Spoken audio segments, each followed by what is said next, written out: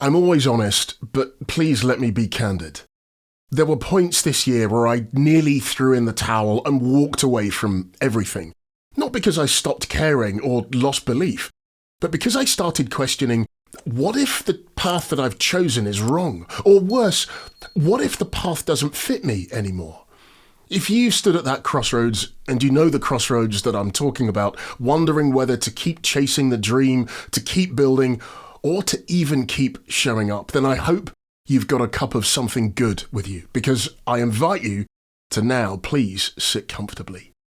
I've learned throughout this year of rebooting my business again, it's that most people don't give up because it gets hard. They give up because they think they're the only ones that's struggling. You're not, and I'm included in that too. And the moment you feel closest to quitting is often the moment right before things shift upwards. Nobody tells you this up front. Giving up isn't a weakness. It's weariness. It's that slow, silent, heavy weight you've been carrying. Eventually it makes the mind negotiate. Maybe this isn't for you. Maybe it's not your season. Maybe someone else could do it better. Maybe just one more day, and then you'll decide. And those thoughts are totally understandable and safe, right? The danger is our brains are total geniuses at justifying comfort over growth. There's one principle that saved my entire year, and I'll share that with you in just a moment. Every single time I've wanted to quit, it wasn't because of failure. It's because I imagined I should already be much further ahead. I caught myself looking around and wondering why it looked so effortless for others. Falling into that comparison trap. You may also be in the same space. But let me tell you, you're not behind. You're not failing. You're just early. Early in the chapter, early in your craft, early in your version 1.0. Growth is really foggy and nebulous, and it so happens the path only clears once you've walked it. Giving up is rarely a single snap decision. It's a steady drip, drip, drip, the silent erosion of belief, not a sudden one. The moment where someone says, I can't do this anymore, I'm done. And what wears us down isn't our lack of talent or effort.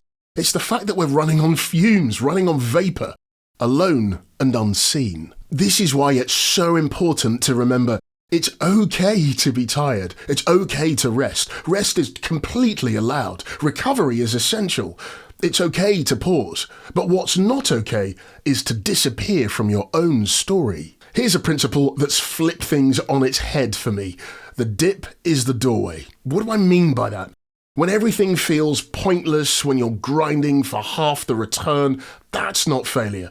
That's the threshold. You're entering a new level precisely because it got hard. The dip is the moment where everything feels pointless.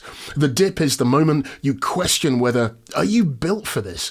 The dip is that moment when you're doing twice the amount of work for half the results. Here's the reframe. The dip isn't a sign to stop. It's the sign that you're leveling up. My notion of the dip is also inspired by Seth Godin's best-selling book titled The Dip, which is definitely worth a read if you haven't yet read it. Think about it.